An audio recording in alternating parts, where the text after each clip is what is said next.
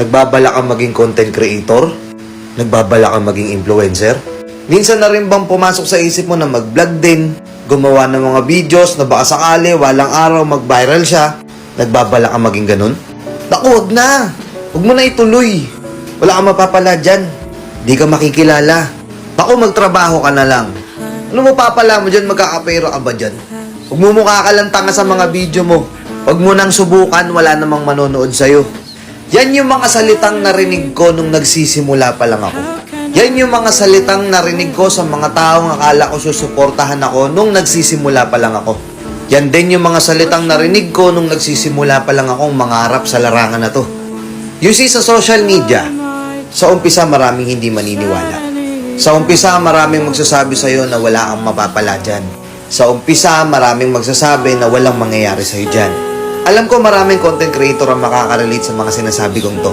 Na halos lahat ng content creator nagsimulang takot. Takot kasi nahihiya sila sa umpisa. Takot kasi baka kung ano lang sabihin sa kanila ng iba. Takot kasi baka pagtawanan lang sila. Lahat ng pangarap, magsisimula yan sa takot at kaba. Takot na baka hindi mo talaga yun magawa.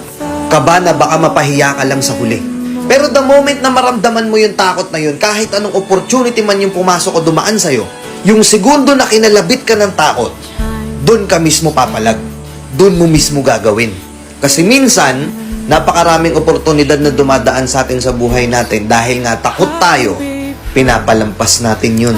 Hanggang sa lumipas na yung taon, lumipas na yung buwan, yung panahon, kakaantay natin ng right opportunity, wala nang dumating ulit.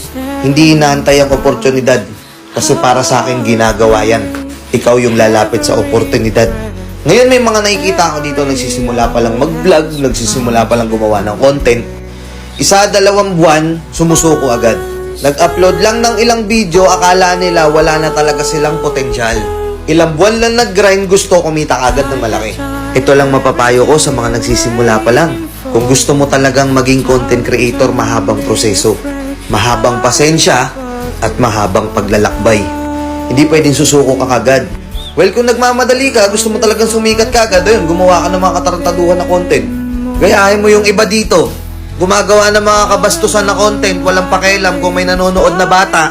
Ayun, magbabiral ka agad. Pero ang tanong, mas pipiliin mo ba yun na kaya ka nakilala dahil sa kabastusan ng mga content mo? O makikilala ka dahil nire-respeto ka at iniidolo at na-entertain sa'yo yung mga tao? Kaya itong video na to para to sa lahat ng mga gustong magsimula pa lang sa mga pangarap nila. Huwag kayo susuko. Hanggat may isang nanonood, tuloy-tuloy lang sa pag-upload. Tuloy-tuloy lang sa paggawa ng content. Ganoon naman talaga eh. Hindi pwedeng pagtanim mo, bubunga agad. May proseso bago lumaki at mamunga. Huwag kang susuko. Kahit hindi man pagiging influencer o content creator yung papasukin mo kung ano man yung pangarap mo, huwag kang magmadali. Lahat ng pangarap, tinatrabaho yan. Hindi yung isang gabi, matutulog ka, tapos pagising mo kinabukasan, successful ka na agad. Kahit anumang trabaho yan, o content creator man yan, lahat yan tinatrabaho. Ilaban mo yung pangarap mo. Wa!